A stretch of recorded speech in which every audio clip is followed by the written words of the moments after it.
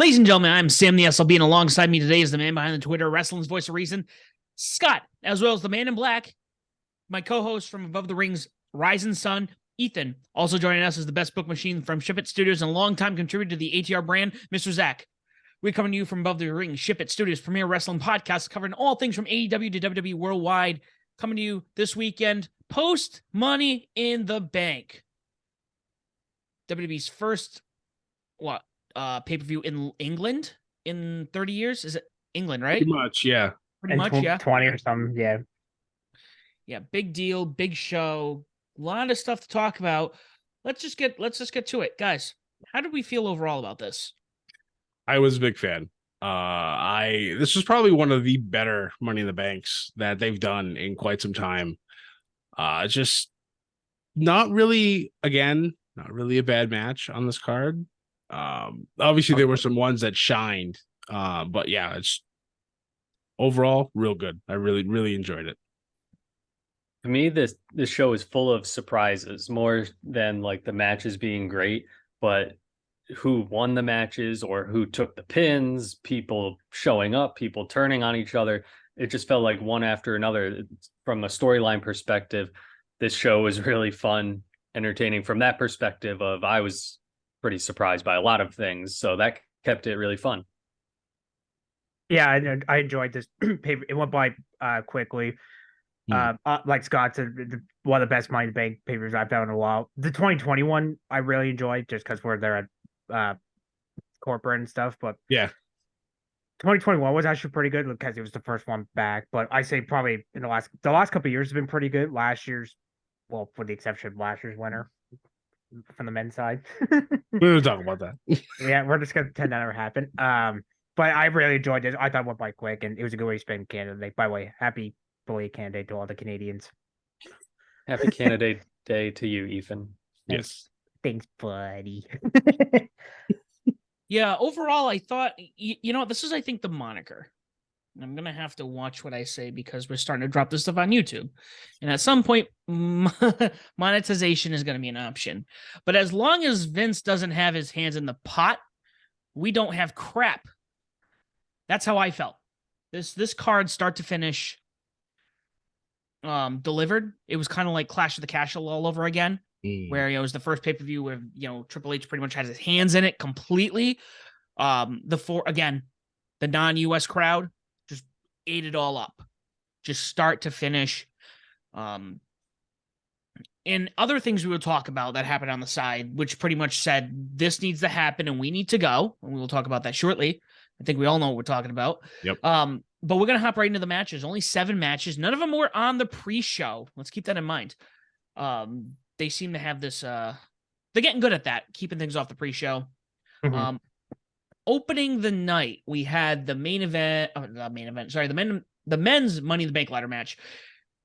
Damian Priest defeating Butch, LA Knight, Logan Paul, Ricochet, Santos Escobar, and Shinsuke Nakamura. Floor is open, boys. I really like this match. I like the fact that they finally gave Priest his due. I know a lot of people were upset that LA Knight didn't win, and that's all good and fine. I understand it. He's white hot right now, but he doesn't need to win this. He can now hopefully go into a good feud. Maybe, I don't know, maybe at one point being able to be a new challenger for Gunther. I don't know if that's going to happen. We'll see. But he's not hurt by this whatsoever. The crowd still loves him. They're just and everything, and as they should. I will definitely say during his entrance, he had something probably closest to a mini Stone Cold pop, and I loved it. I hope that continues. I know even the U.S. crowds, who have been lackluster in a lot of the shows recently, have even been on his side. But yeah, the future's real bright for LA Knight still. But Priest getting the win is fantastic. And we'll talk about the possible implications of that going forward with the World Heavyweight Championship match. But yeah, it's good to see him finally get a dub here. And to add to, you mentioned he got a Stone Cold like pop. I was thinking as he was walking in and talking smack to everybody, like that felt like he was Stone Cold Steve Austin walking in and talking trash, bobbing his head, walking around and feeling like he was the baddest man on the planet right there. So like just from his aura he was giving off, I felt like he was giving strong Stone Cold vibes. So that was really awesome to see. The crowd loved him. And yeah, it was a really fun match. And I still, the kind of partially botched Logan Ricochet spot, I still like blew my mind, like because they're wobbling there on the ropes and like, oh shit, did they completely screw this up? And they still do it and land through the tables and basically did, you know, the move I think how they were mostly supposed to. So I thought that made it even cooler looking in a way. So yeah, there was some good spots in the match. It was a lot of fun. And yeah, Priest was made sense. That was one of my 2 picks for winners. So it definitely makes sense. Even though I was with the crowd, I would have rather seen LA Knight win, but definitely not mad about it. Right. I enjoyed it. I mean, 20 minutes, it just flew like crazy. By the way, Ethan pick 8 out of 10. I like how every time Logan climbed the ladder, people were like, boo. And every time LA Knight's like, they cheer for him. And then I like the beginning of the match where Logan's like in the middle and everybody's like, we're like, really, this fucker? Let's just beat him up.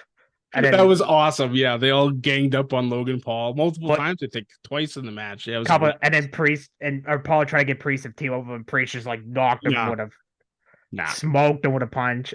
Butch moves off the ladder. I'll tell the US guy one later.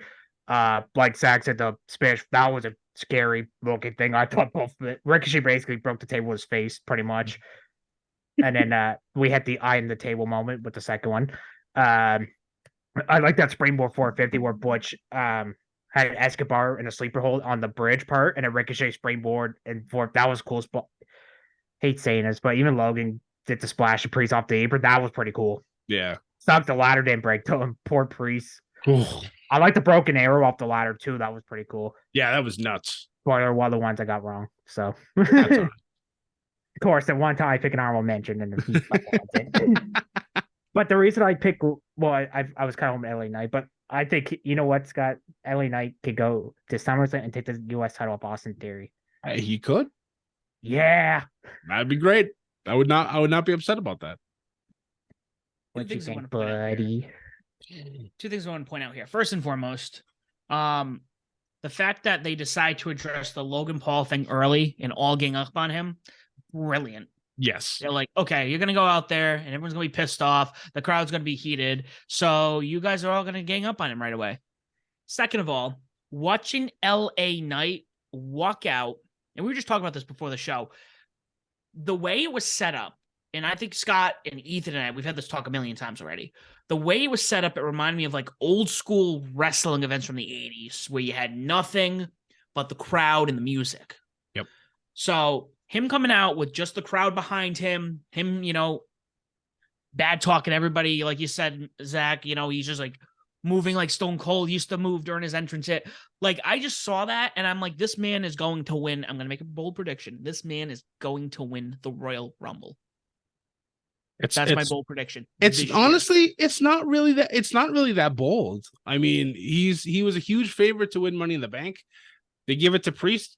Fine. I'm on board with that completely. I would not be surprised if LA Knight won the Royal Rumble.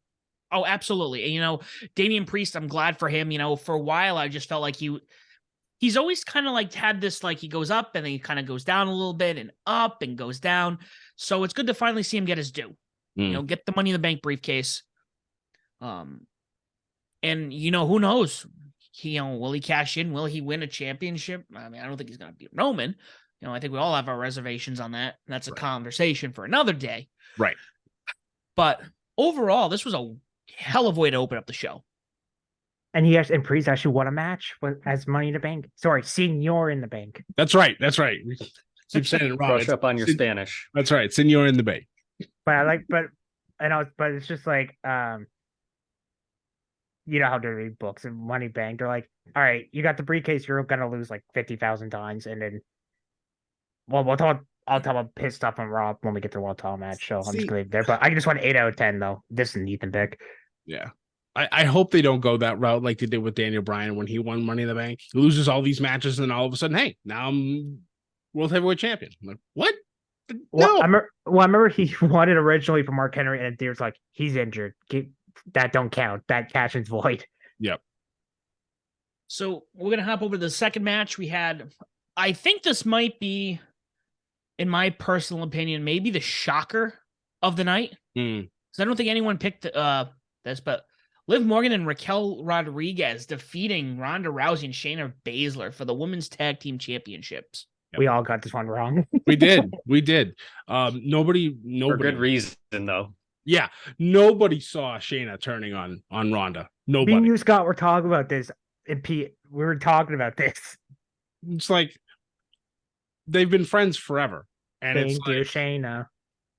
yeah, Thank you, Shayna. I mean, yeah, the promo, the segment that happened on the following Raw was pretty much Shayna saying everything that the internet wrestling community has been wanting, that has been saying online to Ronda. So it's been, yeah. I don't know honestly who's gonna come out on top on this, and I'm excited to see where this goes. Because obviously both of them with the MMA background and Fight Pit. Yeah. I mean, yeah, Fight Pit. If that ends up happening at SummerSlam, that's gonna be ridiculous. But Fuck it, SummerSlam Underground. SummerSlam Underground. I mean, they're in Detroit, so I mean, 8 Mile Underground match. There you go. It's the 8 Mile Fight Pit. Oh, see, that was way better. Honestly, I guess one 5 out of 10. I was expecting like, okay, Liv and Raquel are gonna lose. I like how Shayna, like, I think Ronda blind tagged her, and I think Shayna kind of looked at her. I'm like, okay, whatever, like he in the moment kind of thing. Yeah. And next thing I know, I turn around for 1 second, and then next thing I know, I hear the fans. I'm like, what happened? And I turn around, and Shayna's just beating the fuck out of Ronda, and the fans are like, thank you, Shayna. And then on Monday on Raw, she's just roast her on the microphone, and then she hit her with that was a nice fucking knee she smoked, and then Ronda no sold it after like 2 seconds. I'm like, you couldn't sell that a little longer. That pissed me off. I PM's I'm like, wow, really? Yeah. But I apparently Ronda wanted to work with Shayna before she goes away with WWE, but that's just rumors. Makes but sense. we all know it's gonna happen at SummerSlam, honestly. Yep. Fucking make it a Fight Pit. I feel like it's rare these days to pull off a tag team partner betrayal without all the fans saying for weeks or months, like, all right, when is this person going to turn on the partner? Or, yeah, we saw this coming. It feels like nobody really saw this one coming at all, which is awesome. Makes it really even better. And they picked a perfect time to make this happen. So, yeah, it was a truly awesome moment. The match up to that point, wasn't anything crazy. So this was one of those big shocking moments. Probably one of the shocking moments of the night that made it really awesome. And yeah, I kind of hope that Ronda will help put her friend over, because Shayna could become a huge star out of this. True. We got NXT Shayna back. Yes. And that's the Shayna that we need to have. Just a fucking badass killer. Yep. So I saw something online, and I don't know how many people are familiar with Warhammer 40K, but I did see, I don't know if Cultaholic or what culture posted it. I guess her Shayna's attire was a Warhammer 40K reference that foreshadowed her turning during that match. Really? Yeah. That's great. That's cool. And Ronda was like Dragon Ball Z, I think. Yeah, I think so. Yeah. Mm-hmm. That's I like that even better, because I know she's a huge Warhammer 40K fan. So She is, yeah. That's awesome. I didn't even catch that actually till I seen it, and I was like, and I was meant to ask you, but it slipped my mind till Sam actually brought it back up. I was like, that looks so familiar, and then Sam just said, I'm like, that's what it was. Yeah, Warhammer, not to get too off, Warhammer is definitely one of those rabbit holes I have not gone down yet. At some point I might, but so I didn't even know till I saw that article, but I wanted to bring that up. That's cool. I like that tidbit. Up next we had, I think it's a 10-10 because it was Gunther taking on and defeat Matt Riddle by submission. Banger. 8 out of 10. Ethan pick. Continuing that run towards Honky Tonk Man. It's coming. And obviously the big surprise at the end was the return of Drew McIntyre. All the speculation, all the rumors saying, "Oh, Drew's pissed off at the company. He's not coming back. He's gonna go to AEW." Blah blah blah My blah. Cole dismissing that, I laughed so hard when he God, did. it was so good. I know. During the press conference at the end, Triple H just kind of was just like, "If Drew had a problem, that's news to me." Right.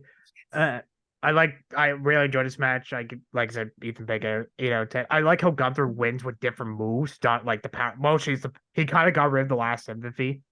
There we go.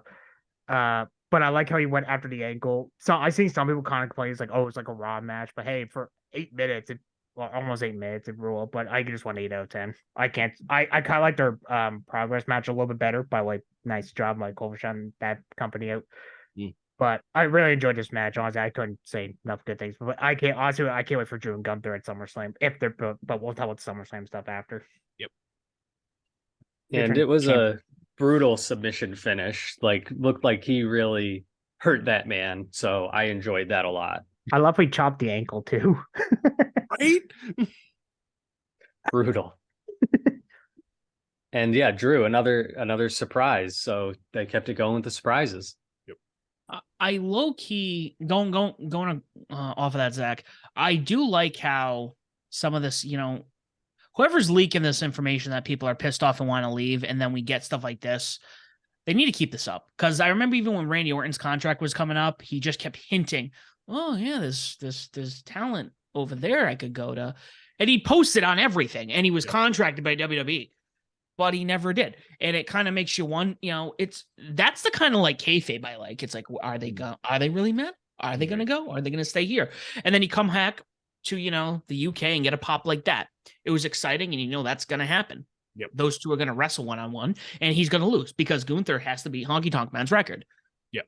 That's my goal. That's what I'm aiming for. Just so we're clear, as of recording, he is 390 days. He is the fourth longest reign behind Randy Savage at 414, Pedro Morales at 425, and the Honky Tonk Man at 454. So he's coming. By the time SummerSlam comes, he'll probably be number 2 if I'm counting this correctly. I think so, yeah. Yeah, because they're 5 weeks away. Well, less than that now, but yeah, just about a little over 4 months, 4 weeks away. 4 months away. Yeah, he's got plenty of time then. Yeah. So going down the line, we had this was a thing. Cody Rhodes taking on defeating Dominic Mysterio. Oh fuck.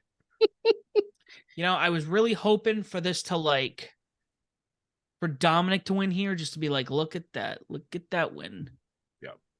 I mean that would not have been I would not have been surprised if they pulled that off, but I read something about this also, talking about this match. After this match, Brock was supposed to show up and attack Cody, but they waited until Raw when he came out during the opening segment because they felt like there was too much happening during this pay-per-view that they didn't want it to feel like a diminished thing. Like there was too much happening.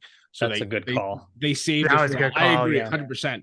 Yeah, I mean, you would have had so many surprises. Obviously, there's still more going on later in the show, but I thought that was really good. I did not expect that. Seth coming out there talking, and you have Cody show up, and they're like, oh, okay, so this feud's gonna reunite, and then I'll reignite, and then all of a sudden you hear Brock's music, and you're like, oh, okay, here we go. Shit. This match sucked ass. Oh my god. What does sucked ass get for a rating? 4 out of 10. I was gonna say, I think this was a 4, yeah. I get this one. Oh, this was Santic, go on. It happened. It was this is the one I probably paid worst attention match to of the show. I would argue with that. I mean, it was something that I tried to pay attention to. Obviously, I watched it while working. It was a little difficult, but this is the one I seem to kind of be like, okay. The only stake I have in this is me getting the Dominic win to make everyone feel super uncomfortable, which did not happen. Nope. Good. Good. The I don't know with Brock. I did read that too, Scott, the next day, but if Brock was, I was actually waiting for because like after Cody won. Sorry, Zach, I didn't mean to cut you off there. I know Cody like they were kind of keeping the camera on him for a little too long. I'm like, okay, here's Brock's got to be showing up here, and then they went to an ad. I'm like, really?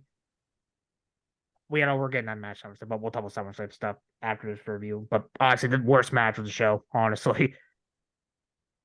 Yeah, definitely not a great match. And one really weird thing, maybe I missed it, but I feel like the camera completely missed on the first go around of Cody taking his cast off and Dominic's reaction. I feel like we had to see that on the instant replay. Like, why did Dom start running? Oh, because look at this replay where Cody took his cast off. So I guess Cody's hand is healing.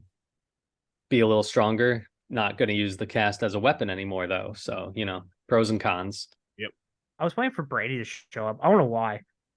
I felt Rhea interfered a little too much for my liking, but I mean, I get like Dominic's a chicken shit heel, but I felt Rhea just it was a little too much for me. It's just like, okay, can we like tone this down? Like, really? She was very involved. Yeah. Yeah. I mean, can we talk about her entire getup too? Holy shit. Right. I'll just leave it at that. Just holy shit. Zach is not allowed to say anything for it will offend No, the Britt Baker. DMD. Yeah. I would never do anything to offend Britt. He doesn't want to get an ass weapon. Yeah. I just want to get that lockjaw. Yeah, I do. All right. We're getting off the tracks here. All right, Sam. Put your fans on, put your ACs going. This was a surprise. John Cena showed up. From my understanding, and correct me if I'm wrong, guys, I don't think he wasn't even supposed to be here. Nope. I guess he was filming something, and he just like maybe day before, hey, I'm in town. It's like, hey, why don't you come here and da-da-da. Why don't you come out and talk to the crowd and, I don't know, pump up the idea of having WrestleMania in London. Yep. I thought that just off the bat, I gotta say, I like this bit. I did like this bit, especially I'm not so familiar with Grayson Waller, but I liked what they used him for here. Mm-hmm. He was great. He was, oh yeah, why would you want to bring WrestleMania to London? We could have it in Australia. Which, that's going to happen. But the whole idea of going to England and have a Mania and that crowd, I mean, the crowd was electric all night. So just to sink the idea of having Mania in London, I texted Scott like immediately. I'm like, so Mania in London. There's a lot of seats there. It's not going to sell out like the other shows we've gone to. Tell me to take a shot at AEW without telling me to take a shot at AEW. Maybe. I don't know. Oh no, I actually like to say since Grayson came up, this is easily his best fucking segment. I love how they're chanting wank grab. He's like, I don't do that. Yeah. I'm not a big fan of Grayson, but I got a kick out of that. That was epic. His wit is top notch. I'll definitely give him that. Obviously his broken leg is clearly healed as well. Because that's the reason why he hasn't wrestled since he's been on SmackDown. He's just had the Grayson Waller effect show because he's been recovering from a broken leg that he actually got when he was wrestling Carmelo Hayes for the NXT title. So it's nice to see that he's back at 100%. And I would not be mad at a Grayson Waller John Cena match in the future. I like how that was my second favorite, like where Taker back in like 2002 when they were chanting what, and Taker's like, if you sleep with your sister, say what, and then I'm like, man, I didn't even think of that. That's actually good, but I see some people complain it went a little too long. I mean, maybe so, but I still enjoy. But I like how he was like, Cena said no, I'm trying to join my friend. Grace like, no one says no to me. And Cena's like, well, I just did no. That was great. I actually enjoyed that, but I think he had a day off from the movies. My favorite part of it was when Cena's talking to the crowd about why the people in the back wouldn't want to bring a WrestleMania there, what they think about the fans. And Cena says, they think you guys could be a distraction. And some genius WWE producer immediately cuts to a fan in the crowd who is in a full elf getup with ears, a green hat, green suit, crazy wig. Like, yeah, these guys aren't a distraction. It was brilliant. I didn't even catch that one, honestly. It's good. That was great. I might have paused and taken a picture of that guy. It was so good. It was so good. I kind of want to Good see stuff. that. Zach, post on the group chat if you can. Oh, I will. No, good bit. Hoping that they do a Mania. I saw something that most likely going to be a Royal Rumble before they do Mania over there. So That's perfectly fine too. guess what, Scott? We got to go to London. Get those frequent flyer miles going. Why not? I got to go over there anyways at some point. Next up, match 5, the women's Money in the Bank ladder match. This is a good match. Good match. Io Sky getting the victory over Bailey, Becky Lynch, Trish Stratus, Zelina Vega, and Zoe Stark. Thank you, EO. Probably my favorite ending to a Money in the Bank match. Yep. The handcuffs, like as soon as they pulled out the handcuffs and they first started handcuffing Becky, I immediately panicked. So I'm like, well, because I'm like, Trish is already dead in this match. She's not gonna win. So they're gonna handcuff Bailey to Becky to something, and I'm like, shit, I'm screwed. And then they have the chance, and then EO takes Bailey's hand, throws it inside the ladder, and handcuffs her to Becky, and then climbs over Bailey to get the briefcase. Beautiful, just absolutely beautiful. I really enjoyed this one. I give this one 9 out of 10. Ethan pick. Honestly, I like this one better than the men's. A little bit better. I did too. Yeah. I seen some people talk and they're like, "Oh, this match sucked." Like, did you steal cocaine from the White House or something? Like, Jesus. Like, like come Canada on. taking a shot at the U.S. No, he's not wrong. Oh, yeah, he's not Am I- wrong. Tell me when I'm telling lies, guys. Come on. Very nice. Thank Very you. nice. Anyway, but I did like I'm like, dude, are we watching the same match? Like, are you fucked? Like, Yeah. but it was real. I like the. I mean, so I gotta give credit to like, holy, the bump her and Zoe did off the ladder, the Andrade spot. Yeah. Holy fuck. Brutal. Io and then Io doing. Remember, I said Budge did the moonsault. I'm gonna come back to that moonsault spot. Yep. Well, Yeah. Io's like, hold my beer. I'm gonna Yeah, go seriously. because I think Butch was like second, like on the second top rung before like the one. Io's like, hold my beer. I'm going to the next. Yeah, she goes to the tippy top and then off she goes. Yeah. And then I love they used to call it the coyote cam back in the good old days. And Trish is like holding the ladder. And I've seen someone on Twitter taking a shot. They're like, see AEW refs, this is what you do. I'm like, wow, we're just roasting AEW today, aren't we? But I really enjoy, I just want 9 out of 10. And by the way, EO, thank you for giving me that point. Thank you, EO. And you fucker saw she wasn't getting a fucking briefcase. Now give me EO and Asuka, please. The Joshi for me is coming out. Oh, God, that match is gonna. Yeah. All right, extra point. Do you think she cashes at SummerSlam? I mean, we'll talk about that SummerSlam preview, but I would know. But also, I really enjoy it. I liked it. I like the men's too, but I just like the women's a tiny bit more, honestly. Yeah, had a What do you lot of think, fun champ? spots. The creative finish. Love a good creative finish in a ladder match, and Me too. just the story perspective too, with Bailey initially screwing EO and EO getting back and ending up winning it. That was really cool and interesting to see where Damage Control goes from there. EO leave the Damage Control. leave Bailey all by herself until Dakota comes back from injury. Yeah, I could see it. Although at the press conference, they both came out together and said that they won Money in the Bank. So, yeah. So we'll see. I don't know. Yeah, see the look EO gave her? She's like, give me this. Yep.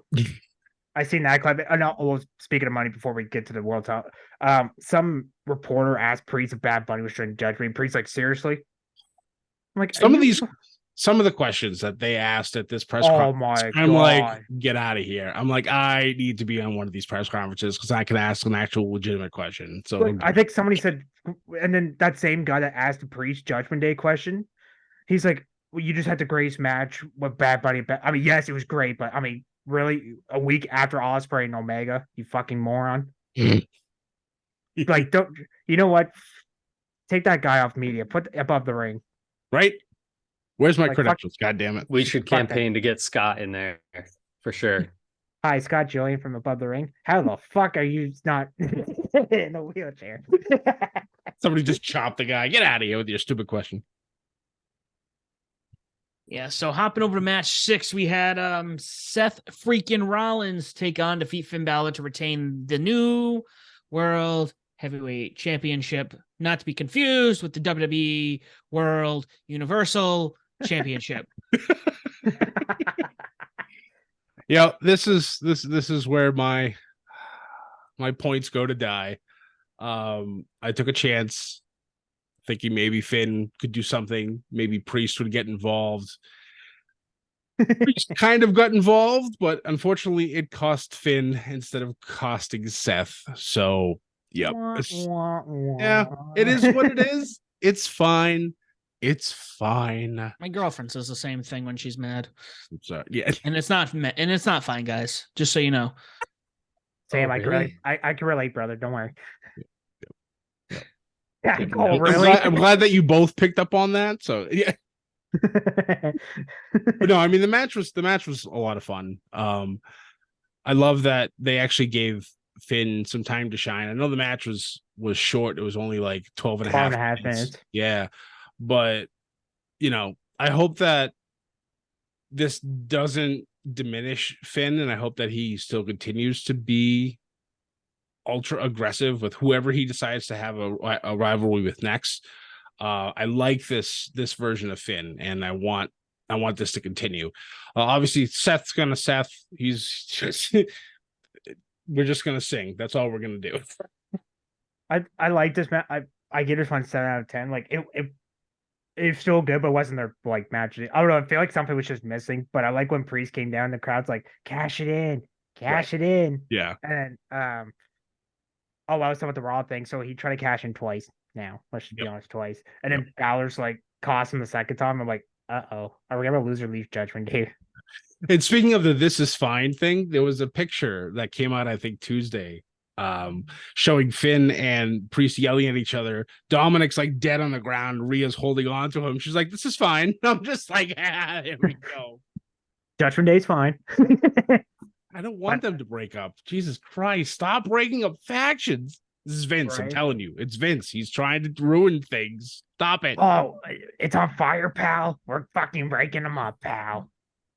But honestly, the like weakest match of like out of the like ones they had. But I was forgot you said feud. Well, he's going to NXT to confront Carmelo, so maybe a Great American Bash, him and Carmelo.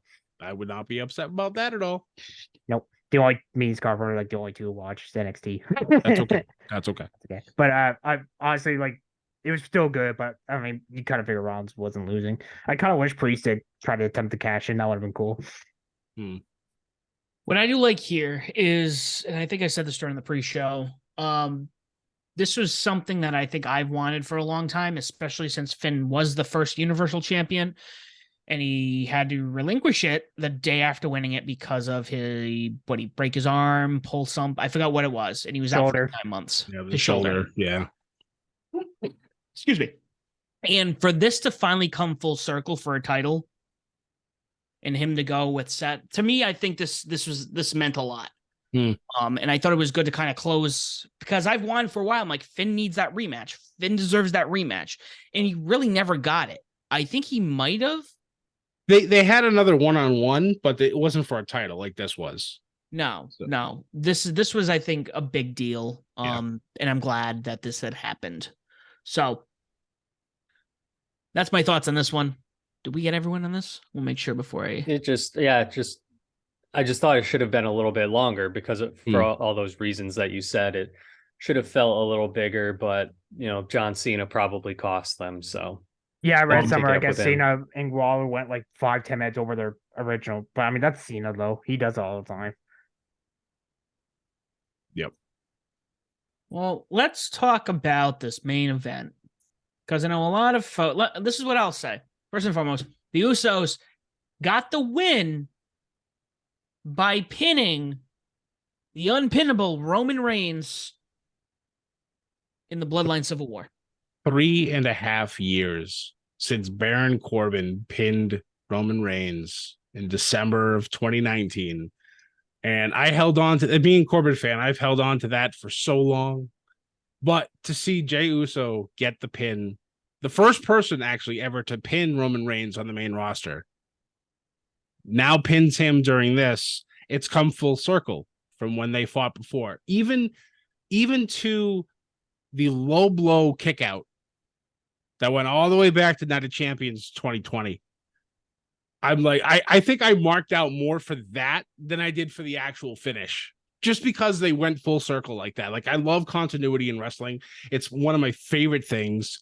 And it's just this whole bloodline story for all 3+ years that they've done this has been cinema. It truly has been.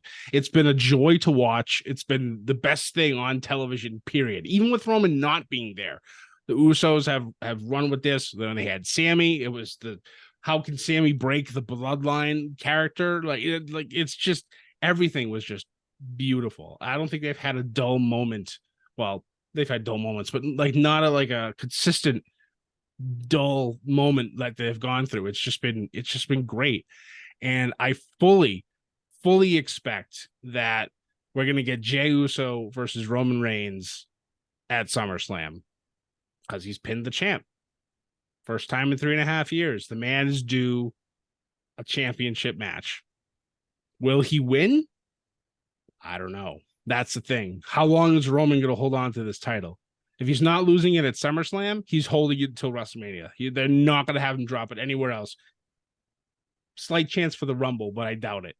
I think it's either you do it in August or you do it next April. Have it happen at one of the two biggest shows that they have. But yeah, it's gonna be a lot of fun to watch no matter what.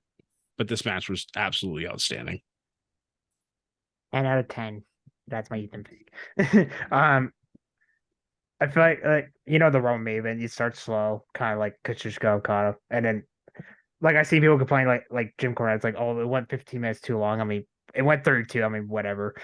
I did like the low blow spot. That was pretty cool. I wasn't like when I saw in the pre-show, I thought Solo was gonna get pinned, or they were gonna do the too much protect both people. I thought they were gonna do like the kick too much ass DQ bullshit. Right. Yeah. But I'm glad I wasn't expecting Roman pin, and then I did like that double team where Solo Smoke spiked them and Roman hit the speed. That was a cool double spot. I'm like, oh no. Yep. Oh no. And then the double kick out, and then Roman's face. How dejected. How dejected he was, like holding against the ropes, like he didn't know what to do. And you just see Solo looking at him like, why are you crying? Turn the corner and look at his brothers, and then look at Roman as Roman's like rocking himself, trying to figure out what to do. And you just see Solo's hand kind of open up to the thumb. And I'm like, wait. Is he going to attack Roman now? Like, what's going on? And just like I'm telling you, the storytelling in this match was absolutely phenomenal. It was just so good. I love how they stacked them and they kicked out, and the London crowd started booing. They're like, bullshit. And then they kicked. They were like, yeah. And my girlfriend was watching, like, oh no, not the same bullshit over and over again. Yep. But I mean, the referee bumps, it's kind of getting a little tiring, I'll be honest. Like, that's just me nitpicking. But I like what I seen the video the next day, like when Roman was like Scott said, like kind of like crying, and someone just looked at him like, are you crying? Right. Yeah. It was like I didn't even catch that till I saw that video, but I did see the thumb. I'm like, oh shit. And I think I'd start typing like, Scott, I think it's happening.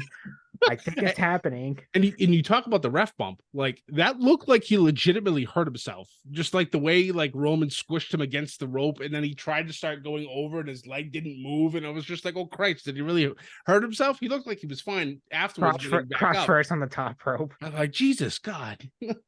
Oh fuck. I felt bad for Dan. I feel like every time he referees Roman's matches, so he always gets. I'm like, oh, poor Dan Angler. I know. He gets his ass whooped. Yep.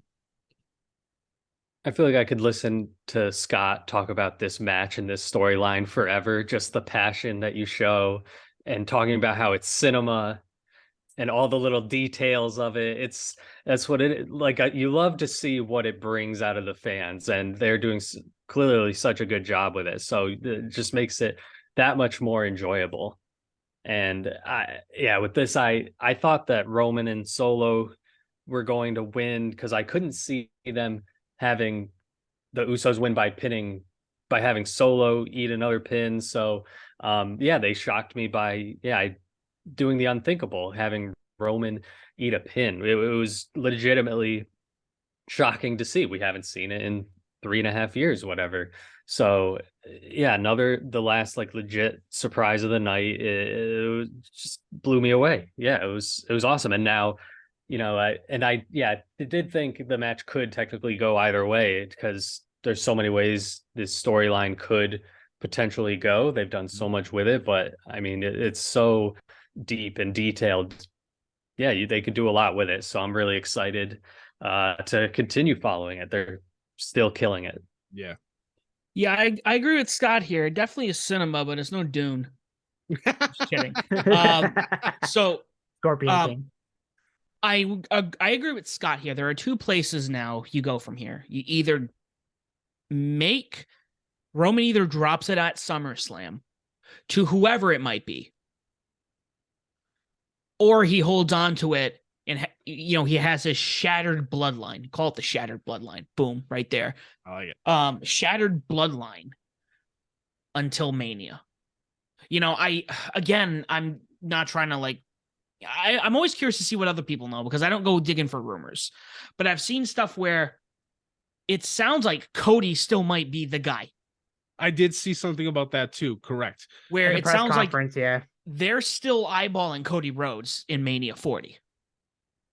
Their only concern is obviously, will he get the go away heat by that point? Will people be sick of Cody by that point? Who knows? Wrestling fans suck. They're very fickle. I mean, Daniel Bryan was correct when he said fickle. That. No, this was great. And you know what? I'm going to say something. I don't think this match and their match at Mania and his match at Mania, if I told myself this like 7 years ago, I would have punched myself in the face. But Roman Reigns might be in the top 10 of best matches of 23. I know Ethan's like, well, you haven't seen what I've seen. But definitely top 10 of WWE. Definitely. Oh, top 5 for WWE. Yeah, all right, okay, WWE, yes.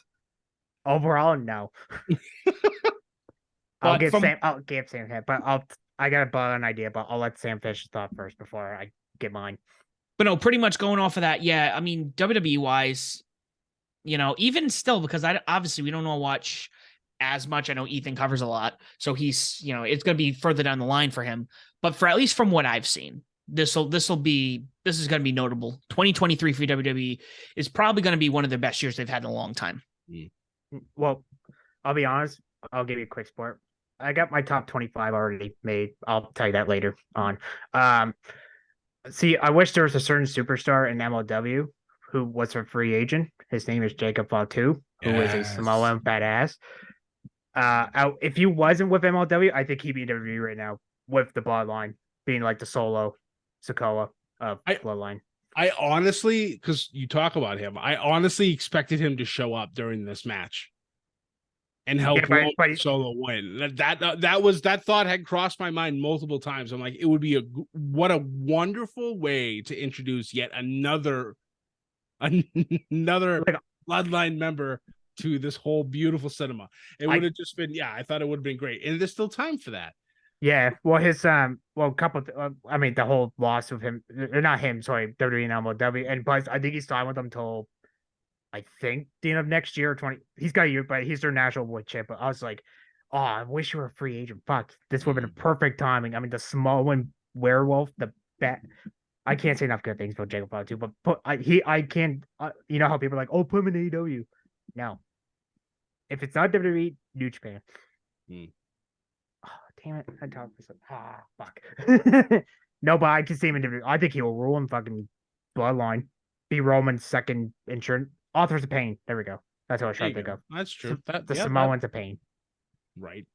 I was just thinking, if we have Jay at SummerSlam And obviously, you can kind of see the little bit of cracks here. I'm going to do some fantasy booking here. You start seeing the cracks a little bit with Roman and with Solo. I think maybe after SummerSlam, you can have Roman maybe go on vacation again and whatnot. But I think for the Rumble, you can have Solo versus Roman. And then Roman goes at it alone heading into Mania. And that's when he'll lose to Cody. Because he'll have nobody to have his back. And I think after that, then Heyman leaves. And then Roman's just he's the chief. Chief without his followers. Yep, it's gonna be great. The Roman That's Empire. the downfall is gonna be wonderful. That's Could do great The booking, Rock wise at man. Royal Rumble. Could be The Rock. That's another Get thing. The Rock get The Rock at some point in here. You could have it Survivor Series. There we go. All right. Battle of the Blonde Line Survivor Series. Book it. Just have to do it. I don't care. Doesn't even have. I don't care if they do like no build up for it or anything. Like just get it in there. Just get it in in this storyline somewhere. Take take any Samoan wrestler and put them in the bloodline. Put Roman and Jacob Fatu, Sosa Cohen, Juicy for now. I watch MLW, so people are wondering who the fuck those guys are. No, but Jacob Fatu, I mean, I can't say enough good things about him. Put him in WWE. He got good matches with Gunther. Fuck it. Put him with Gunther. Oh my god. Scott's like, hot. I'm Rising Sun being saying we're talking about Haas fights. I'm like, Scott's gonna be have fun listening to this episode. Haas division title, book it. So we're gonna. I think overall, we're all in agreement that this was a solid show. 9 out of 10. Yeah. Great show this year. However, let's talk about the true cinema of Money in the Bank, my friends. I know where Sam's going with this. Let's talk about the true cinema, the true artwork, the true masterpiece that is the Ship It Studios Championship, with our beloved champion here, currently in our presence. Shocking. He is great. And for our own wise man, Scott, to read off the results from this. Yes. So finishing tied for third, it's both myself, our champion, Mr. Zach, and John the Statman. And finishing tied for first, both the SLB and the man in black himself, Ethan.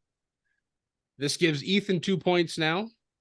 And this gives the SLB, Mr. Sam, 3 points, retaking the lead in season 3. He is hot this year so far. He is. I am so good, I don't have to watch the product. And that burns me alive. Hey, I got an idea. Hey, Sam, I know this is not WWE. If you get I'll make a deal. If you get your G1 finals right and the winner, I'll give you 2 extra points.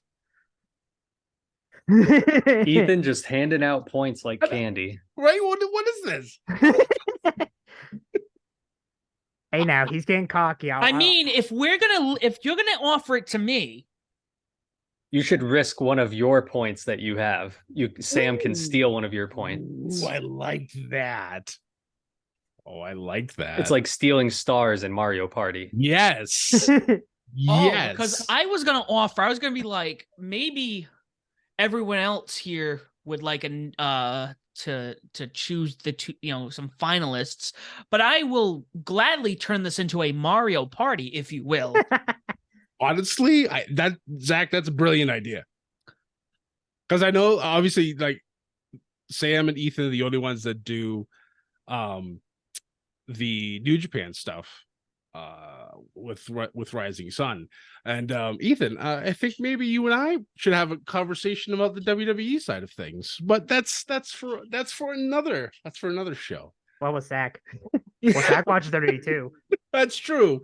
That's true. Well, NXT. Zach, do you watch NXT? This is the serious question. Not regularly, no. Okay, that was a legit question. But Sam, you have to get your finalist right. He has to win the G1 to get your 2. And if he does, I'll lose 1 point. I mean, I can only risk 1 point because. Alright. But I like this. But You heard it here, folks. We have 1 point in the Ship It Studios Championship on the line now when it comes to G1. So just for finals only, not because there's 20 nights. I'm not fucking doing that. No, I know. But yeah, that'll be a lot of fun. Keep an eye out for Ethan's G1 weekly videos that will be coming out. Those will be on YouTube. It'll be a lot of fun to watch. Yeah, this will be a lot of fun. Sam, when we wrap this puppy up. SummerSlam predictions, Let baby. Let us wrap this puppy up. Guys, thank you so much for listening. This has been our Above the Ring Money in the Bank post show. If you don't already do so, please follow us on Twitter at Above the Ring. Find us on Facebook, Instagram, and YouTube. Make sure you follow us on YouTube. We're pumping out more content now. Like, share, subscribe. We are growing there. That's where you'll be able to find us most often. We are on all stream platforms. Make sure you leave a comment. Tell people why Ship It Studios and Above the Ring is the podcast of that you're choosing and why they should listen to us as well. Thank you so much for listening. Don't forget to ship it. And as always, do not forget to join the Bedlam.